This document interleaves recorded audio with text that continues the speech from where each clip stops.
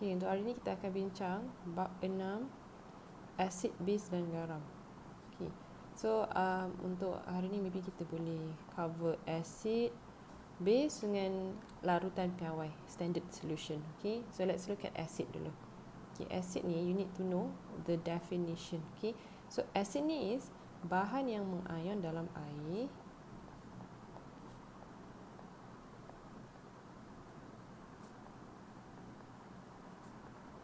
untuk menghasilkan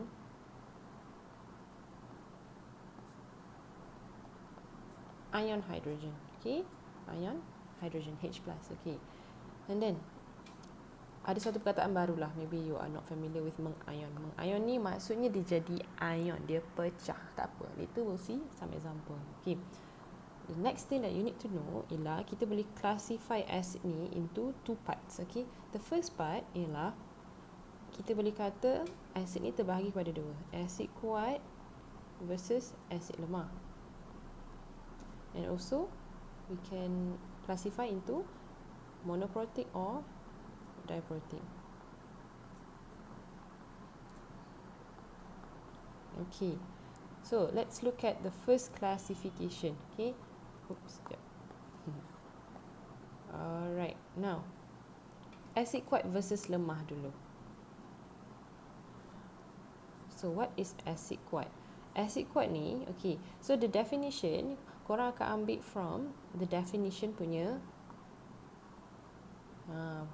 definition lah, punya acid punya definition. Lepas tu modify sikit je, modify macam mana. Okay, so kita akan ikut, dia kata bahan yang mengayon, but then this is where it's different lah. You have to add one more word, which is lengkap, mengayon lengkap. Okay, dalam air untuk menghasilkan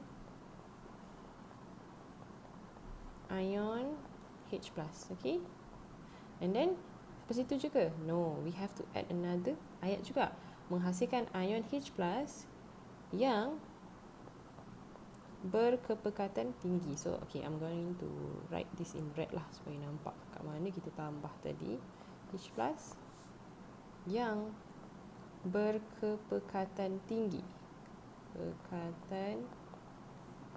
Okay, the second classification kita boleh kata lemah. Acid lemah ni same thing, but the one that I write in red, tukar dia jadi, okay, bahan yang mengayon. Instead of lengkap, kalau lemah dia akan mengayon separa. Separa dalam air untuk menghasilkan ion hidrogen berkepekatan rendah. Okay, let me show you a few example. So contohnya lah, acid kuat ni yang kita faham, yes, dia after dia ionize, mengayon. Okay, let's see lah, I give you an example. Ada HCl dalam ni, and then we add water, air. Lepas tu apa, dia mengayon. Mengayon means dia jadi ion. HCl dia jadi H plus dengan Cl minus, HCl jadi H plus dengan Cl minus. Jadi itulah maksudnya mengayon. Okay, mengayon dengan lengkap. Okay, how about acid lemah? Okay, let's see here. We have beaker and I give you example. Acid lemah ialah ethanoic acid, CH3COOH, CH3COOH. Then we add water. Lepas tu kita akan nampak ada different dekat sini, di mana, okay, I zoom in a little. CH3COO dia akan mengayon jadi minus and H+. And lagi satu ni, cuba tengok apa yang beza. Dia kekal sebagai molekul, dia stay as molekul. Itulah dimaksudkan dengan mengayon separa. Jadi sebenarnya tindak balas ni dia ulang alik. Maksudnya arrow dia dua arah, ulang alik, sebab dia nak complete the ionization. Okay, macam pertama kali tu tak complete terus, that's why dikata mengayon separa. Okay, alright, so contohnya lah untuk asid kuat ni kita boleh tengok contoh dia macam asid hidroklorik,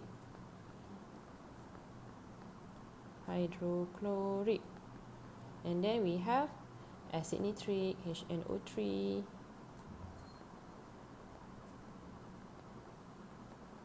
and we have acid sulfuric,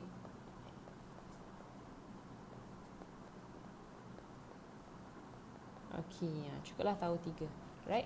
Kalau asid lemah ni, it's enough untuk form 4, you know satu je. Asid etanoik cukup lah. Okay, satu clue lah, satu tips nak tahu dia asid lemah ke asid kuat kan. Kalau you nampak from the tulisan sendiri pun, asid lemah ni dia panjang sikit. And make sure you tengok ada perkataan apa tau. Dia like ada oik ni. Oik ni ialah dia asid lemah lah. Nanti kalau jumpa macam contohnya dia bagi asid butanoik, asid propanoik, tu semua asid lemah. Okay. Now, asid etanoik ni sebenarnya ada kat dapur kita tau. This is cuka. Cuka, vinegar. Okay, vinegar. So, ionization ni macam mana sebenarnya tadi? Okay, let's tulis dia punya persamaan. So, daripada molekul, dia akan mengion jadi ion lah. So, dia akan jadi H plus and Cl minus. Okay. Sama juga macam HNO3. Dia akan jadi H plus dengan NO3 minus. Okay. Sama juga dengan H2SO4. Dia akan jadi 2H plus SO4 2 minus. Kenapa 2H plus? Okay, that brings us to the next classification, monoprotic and diprotic. Sekejap lagi. Okay. And then we have CH3COOH, and remember the reversible arrow, dua arah sebab dia nak complete the ionization. Now, write your ions. Done. Okay, alright. So that is on asid lemah and asid kuat and lemah lah. Okay. Second, kita boleh bahagikan kepada dua juga, which is acid monoprotic and diprotic. Okay. Now, maybe teacher bagi contoh dululah baru bagi definition so that you can build your own definition, gunakan pemahaman yang sudah ada. Okay. So, let's say I have a beaker and then here inside I got HCl. Lepas tu add water, dia akan mengion and dia jadi H plus and Cl minus. Done. This is monoprotic acid. Kalau diprotic contohnya macam acid sulfuric. Imagine after you add water, tambahkan air, apa yang berlaku ialah dia akan menghasilkan dua hydrogen ion. Ini yang dia hasilkan, nampak tak? So apa beza dia? Kalau monoprotic, after ionization, after dia mengion dalam air, dia akan menghasilkan satu hydrogen ion, and diprotic akan menghasilkan dua hydrogen ion. Padahal dia punya amount of acid initially is the same. Mula-mula dia ada satu molecule of HCl and also satu molecule of H2SO4. But then lepas letak air, kita akan dapati bahawa bilangan ion hydrogen dihasilkan is different. Okay, itulah acid monoprotic and diprotic. So again, kita faham kalau monoprotic ialah when satu molekul acid mengion dalam air untuk menghasilkan satu ion hydrogen. Okay. Meanwhile, diprotic satu molekul juga. But then, kan, apa yang nampak bezanya, satu molekul asid tu lepas dia mengion dalam air, dia akan menghasilkan dua hydrogen ion. Nampak tak beza dia? So sebenarnya you don't need to hafal sangat pun. Sebenarnya definition, once you understand, you can build your own definition dengan pemahaman yang ada. Okay, alright. Itulah monoprotic versus diprotic. So contoh untuk monoprotic ni macam tadi kita dah ada dalam contoh tadi, HCl, hydrochloric acid, acid nitric, HNO3. Okay. Kalau diprotic ni boleh ingat satulah for apa? Form 4. So ingat H2SO4 sahaja. Okay, cukup. Alright. So apa yang kita nampak tadi kan, ayat ni kena lengkap lah. Maksudnya kan kalau tulis definition ni dia tak ada, it's non-negotiable tau. Meaning you have to get it right, kena lengkap dari segi Kalau perasan kan, semua benda ada perkataan mengayon dalam air. Kalau cakap mengayon je, contohnya bahan yang mengayon untuk menghasilkan ion hidrogen. Salah You must include apa? Dalam air. Nampak tak? Everything semua ada dalam air. Dalam air, dalam air. Dalam air, dalam air. Kenapa? Why? Apa yang special sangat? Okay. So you can write a little side note here. Okay, in order for, okay, nak tahu tak? Macam acid ni kan, what makes it acidic ialah the amount of hydrogen ion. Okay, jumlah ion hydrogen yang ada dalam tu. Let's say kalau dalam beaker A versus beaker B ni, A ni ada 1 hydrogen ion, B ni ada let's say 3 contoh, bayangkanlah. So maksudnya B ni dia more acidic, lebih acidic, lebih acid. Kenapa? Sebab dia banyak ion hydrogen. Macam tu lah. Okay. So kita faham bahawa ion hydrogen ni yang buat something tu acidic. Okay. Tapi you know what? Kita nak terbitkan ion hydrogen ni macam mana? Macam mana nak adakan ion hydrogen? Okay. Nak adakan dia, kita kena bagi dia jadi ion lah, mengayon lah. And ada satu pelarut je yang boleh mengayonkan benda, iaitu ialah air. Air sahaja. Okay. So untuk tunjukkan sifat keasidan dia, untuk tunjuk sifat keasidan kan, kita katalah okay, ion H+ kena ada, betul tak? Ion H+ mesti ada, bergerak bebas lah, you can say. Mesti bergerak bebas. And siapa yang boleh gerakkan dia? Siapa yang boleh ionkan dia? Pelarut dia mestilah air, dan pelarut mestilah air. Okay, so air sahaja yang boleh mengionkan sesuatu molekul acid. Okay, so let's look at contoh soalan SPM. Alright, so let's see we have 2 beaker, beaker X and beaker Y. Dalam beaker X ada HCl dengan pelarut A, nilai pH dia 7. Y pula ada HCl dengan pelarut B, nilai pH dia 1. Okay, so recap balik on nilai pH. Kalau 7 ni maksudnya neutral. Lower than 7, which is 1 ni, lower than 7, less than 7 ialah acidic kan, beracid. Kalau more than 7 dia beralkali, ingat. Okay, so kita tahu yang ini dia beracid. Okay, cadangkan pelarut A dan B, huraikan jawapan. So pelarut A dengan B ni apa? Okay, kita ada 2 jenis pelarut tau. Kita ada air, macam tadi dah kata pasal air tu pelarut. Kedua, kita ada pelarut organik. Okay, pelarut organik ni dah pernah dengar lah. Dia dekat ada bab 5, ingat? Bab 5. Pasal apa? Sebatian kovalent, dia larut dalam apa, tak larut dalam apa, benda tu, ingat balik. Okay, so pelarut A, bila kita tambahkan dekat HCl, bacaan nilai pH larutan tu 7, neutral je. Ini kita nampak, HCl ni dia acid, hidrogen klorida tau. Hidrogen klorida ni dia belum jadi acid hidroklorik lagi tau. Sebab kita belum ionizekan dia lagi. So you cannot call it acid hidroklorik. Okay. So dekat pelarut A ni dia neutral lagi.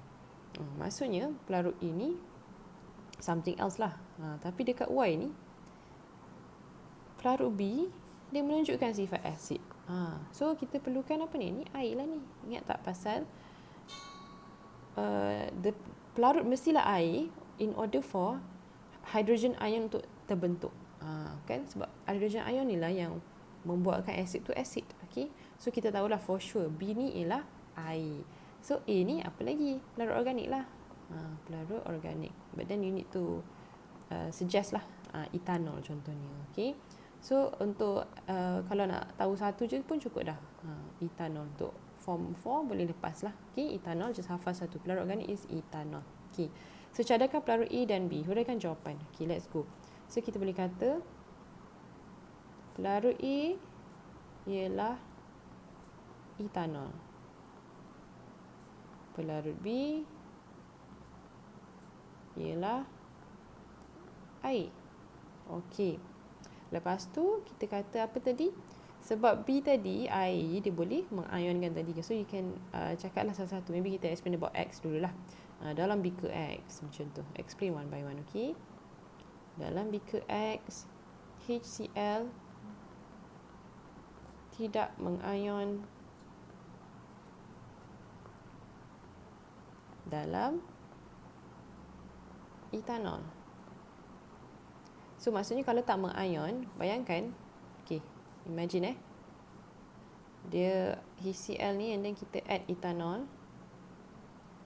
Dia tak mengion. Tak mengion maksudnya dia kekal sebagai kekal sebagai molekul. Nampak tak? Dia still keras satu-satu macam ni. Dia tak pecah. Faham So that's why dia stay as molecule, maksudnya ion hidrogen tak ada. Okay. So kita boleh kata tiada kehadiran ion hidrogen. Okay. Maksudnya kalau tak ada kehadiran ion hidrogen, sifat keasidan tidak ditunjukkan.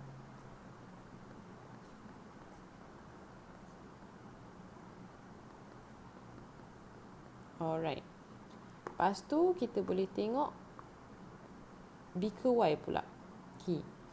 Beaker Y ni kita faham bahawa ada air. So kita kata dalam beaker Y, you can see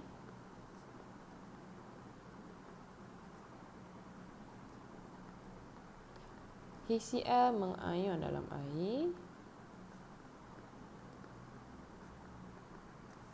untuk menghasilkan ion H+. Okay. So maksudnya adalah kehadiran ion H+ hadir. Mungkin kata macam tu je. Macam mana tau? Macam tadilah. Kalau kita letak HCl and we add water, what happen? Dia akan pecah. So nampak tak? Ada ion H+. See? Okay. So kalau ada ion H+, maksudnya sifat keasidan ditunjukkan.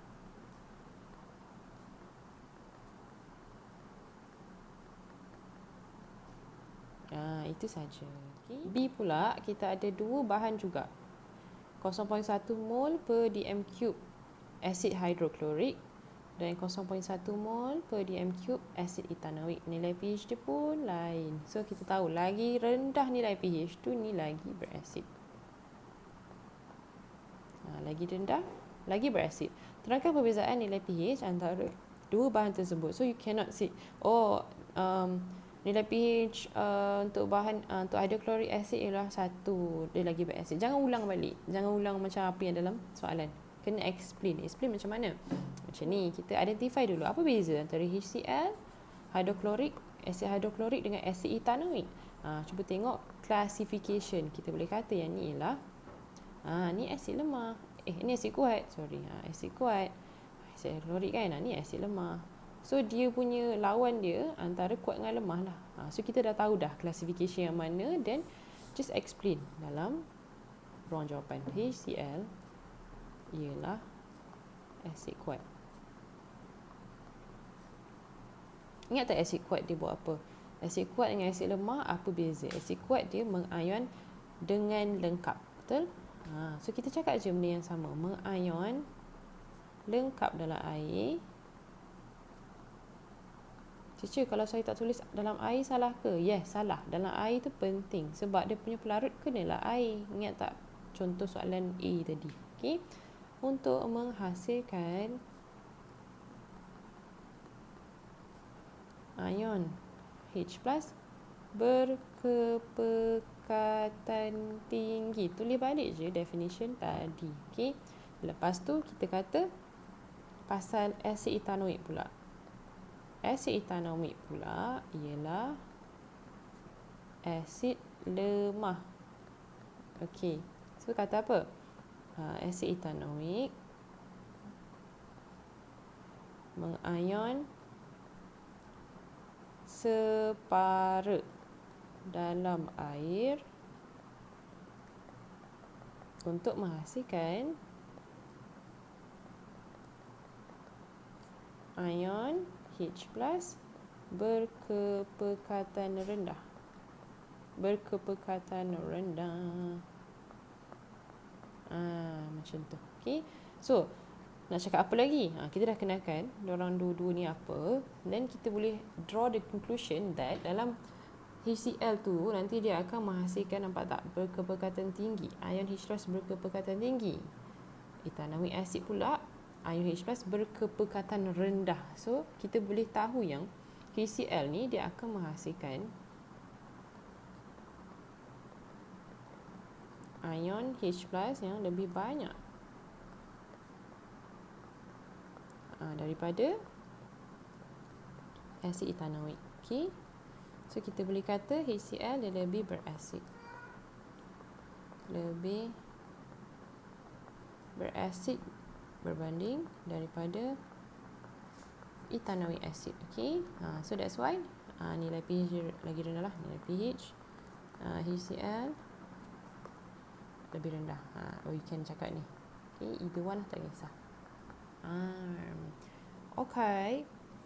Last one. Let's look at C pula. Kita ada HCl versus acid sulfuric H2SO4. Nilai pH dia pun berbeza. Ingat, lagi rendah lagi berasid. Maksudnya ni lagi berasid. Sekarang dia gaduh pasal apa pula? Dua-dua ni kalau tengok daripada list tadi, dua-dua asid kuat. Maksudnya dia tengah nak test ni ialah apa classification dia? Asid monoprotik. Ni pula asid diprotik. Okay. So kita terangkan perbezaan dia. So kita katalah HCl ialah asid monoprotik. So kalau asid monoprotik apa tadi? Lepas dia mengion, dia akan menghasilkan mono, satu. Mono maksudnya satu. Okay. Mengion dalam air, untuk menghasilkan satu ion hidrogen. Okay. Meanwhile, kalau H2SO4 pula, dia ialah asid diprotik.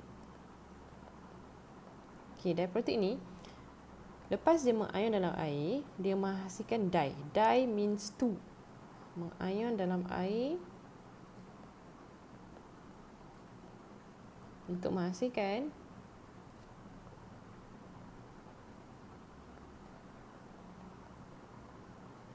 dua ion hidrogen. So bila bayangkan 2 versus 1, mestilah 2 tu lagi banyak kan. So boleh kata macam ni, kepekatan ion H+ dalam, ada beaker, nama beaker ke? Oh, tak ada dalam beaker. So kita katalah asid sulfuric terus. Asid sulfuric lebih tinggi berbanding daripada HCl. So kita tahu bahawa H2SO4 ni lebih berasid daripada HCl. So that's why nilai pH untuk H2SO4 lebih rendah. Okay.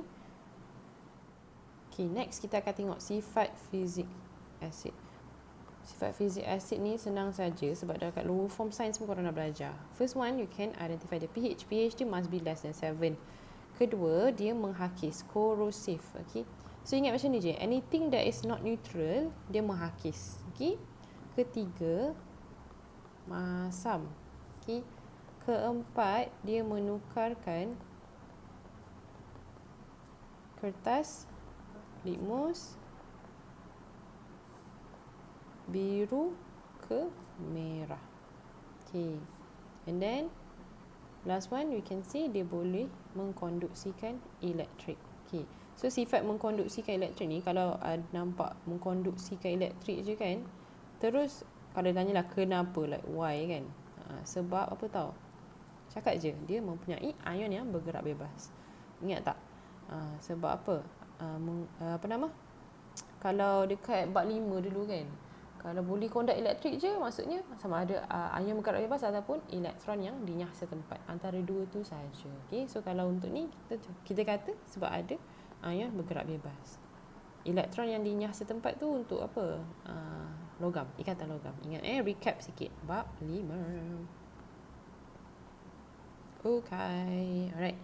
Now sifat fizik dan let's look at sifat kimia asid. Okay. So sifat kimia untuk asid ni, this is very important. Korang akan guna sampai form 5 pun. Okay.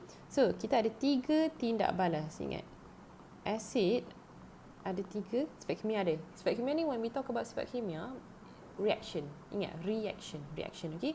So dia ada 3 tindak balas, 3 reaction. First one ialah apabila asid boleh bertindak balas dengan logam reaktif. Okay. So logam reaktif ni apa?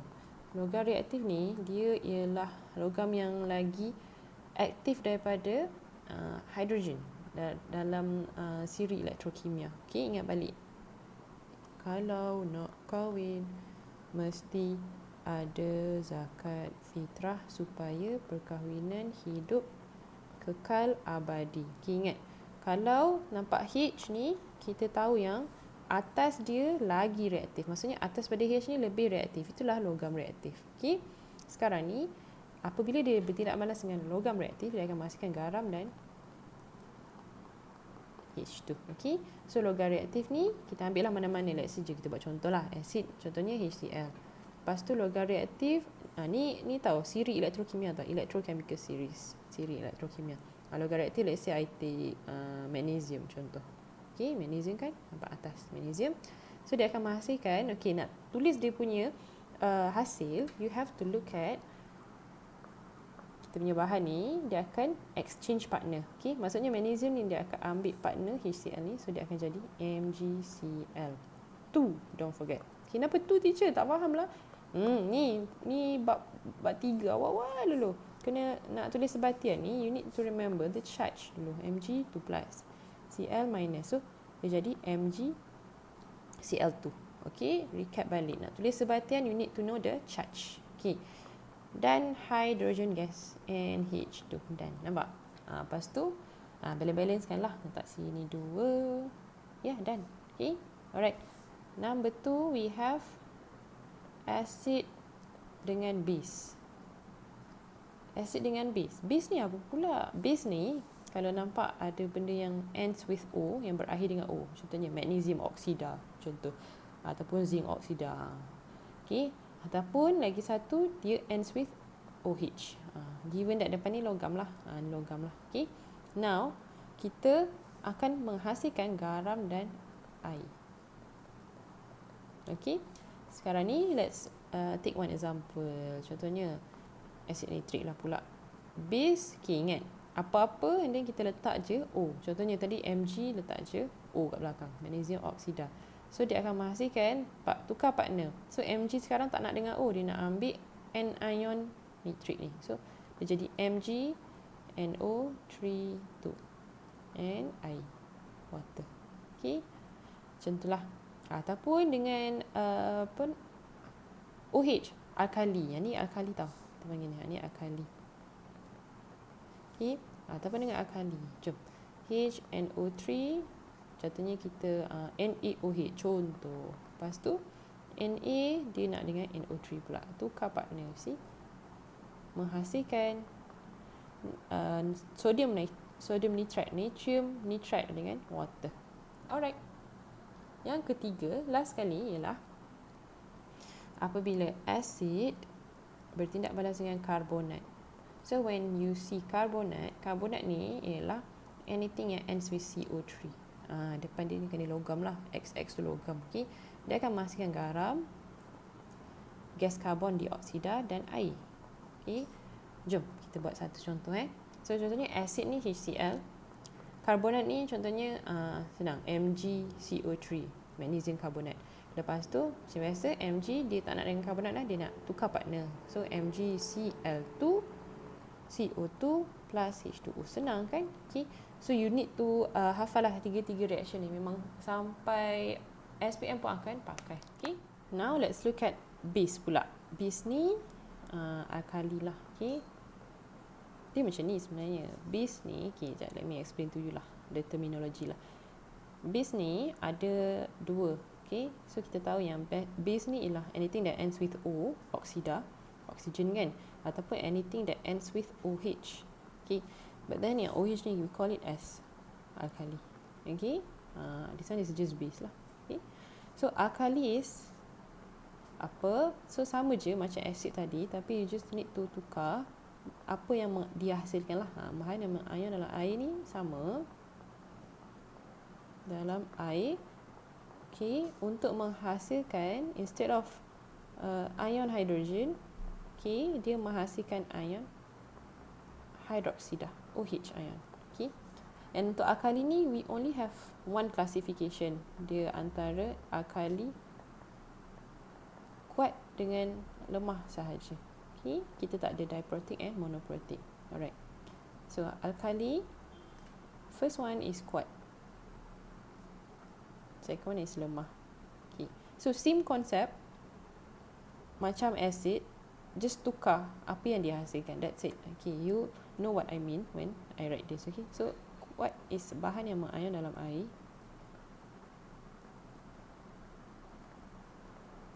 Tapi instead of mengayon dalam air, we add one word, lengkap. You see? Dalam air untuk menghasilkan ion hidroksida, what more? Berkepekatan tinggi. Okay. And lagi satu ialah lemah. Lemah ni sama juga macam tadi, bahan yang mengayon, tapi instead of lengkap, dia ialah mengayon separa. Okay, separa dalam air untuk menghasilkan ion hidroksida, okay, berkepekatan rendah. That's it.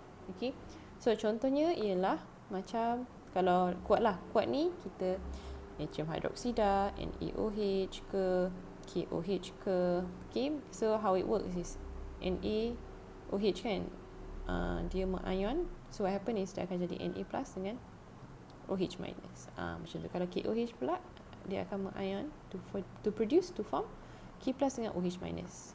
Gitu. Okay. Untuk asid lemah ni, you just need to know about contoh-contoh dia lah.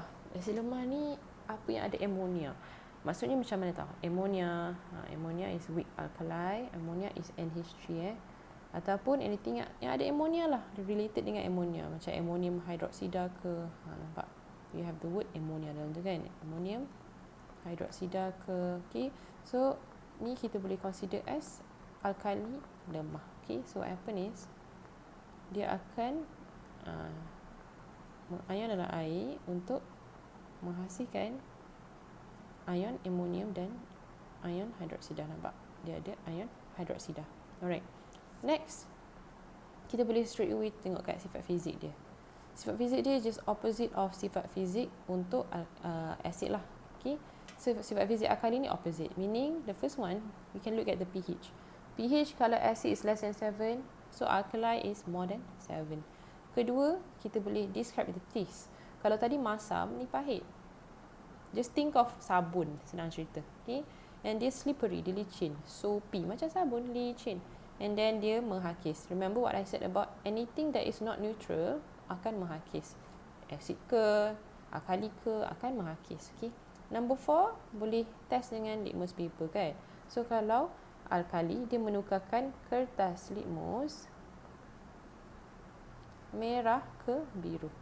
Okay. Last one, we can talk about dia punya conductivity. So dia boleh mengkonduksikan elektrik. Okay. Kenapa? Again, dia mempunyai elektron bergerak bebas. So kalau ditanya kenapa, you can see ada ion bergerak bebas.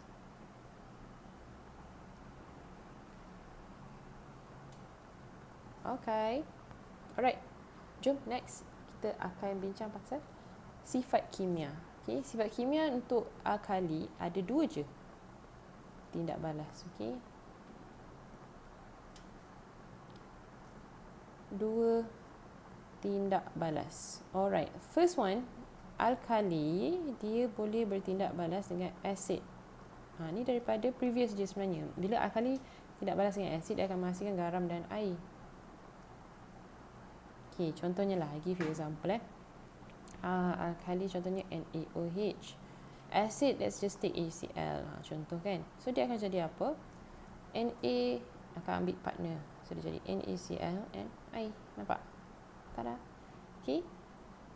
Or you can ambil lagi another example. Tak kisah.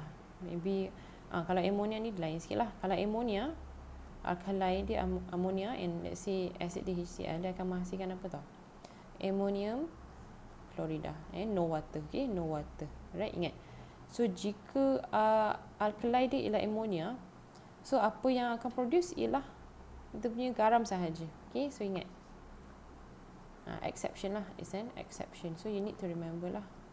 If the alkali is ammonia, kan? So hasil akan ada garam sahaja. Okay, garam sahaja. No water, remember. Okay, alright. And then number 2, kita akan tengok asid ni dia boleh bertindak balas dengan garam amonium. Alkali bertindak balas dengan garam amonium. Okay, dia akan menghasilkan garam, air dan lagi satu ialah apa ni? Ammonia, gas ammonia. Okay. So contohlah, okay, kalau korang tak tahu lagi garam amonium ni, tak apa, nanti akan diterangkan dalam garam lah, garam ni apa benda. Okay. So alkali is contohnya NaOH. Garam amonium ni just ambil amonium NH4+ kan, dengan ambil N ion, contohnya nitrate. Ni nama dia amonium nitrate. Inilah garam amonium. So nak cuba lagi amonium sulfate, amonium karbonat. Tu semua garam amonium. Okay. So dia akan menghasilkan NaNO3. This is your garam, air dan gas ammonia. Okay, also I need to talk about some terminology dalam this chapter lah. So korang akan jumpa, sekejap, side note, CaO. Okay, kalsium oksida, tahulah dia kalsium oksida. Sometimes they would call it as kapur tohor. Okay, kapur tohor. Kalsium hydroksida. This one, sometimes they will call it air kapur. So know that dia ialah kalsium hydroksida. Okay, and kalsium karbonat, sometimes they would call it batu kapur ataupun marmar. Alright. So kenapa penting nak tahu perkataan ni? Sebab soalan boleh tanya macam ni tau. Tulis persamaan kimia antara contohnya cuka dan batu marmar. Lepas tu tergolek lah korang tak tahu apa benda. Cuka apa dia, batu marmar apa dia kan. So you need to know lah. Cuka tadi kita tahu, cuka is acid ethanoic. So ni cuka, CH3COOH. Batu marmar ialah apa? CaCO3, nampak? Dia sebenarnya tindak balas antara kalsium karbonat dengan ethanoic acid. So kita akan teruskan tulis. So dia akan menghasilkan kalsium, dia akan tukar partner, dia akan ambil ethanoic ni. Okey, kalau korang tak tahu, keluarkan dia dulu. Jadikan dia ion dulu. Ca2+ and CO3 2-. So the way we want to write this is, kalau kalsium ni dia akan ambil partner ni kan. Okay, now this is different sikit tau. Korang tulis dia punya hasil ni. Okay, you guys are going to write the anion part first. Okay, CH3COO and then bracket 2Ca. Okay, so it's different kan from a regular salt kan, in which we write the metal ion first kan, but this time we write the non-metal ion first, simply because it's too long. That's why you write the ethanoate first. Okay, and then akan menghasilkan carbon dioxide and water. This is the byproduct. Alright, so it's important to know the terminology. What does it mean? What is the formula? Okay, kalau tak boleh jawab pun soalan ni kan.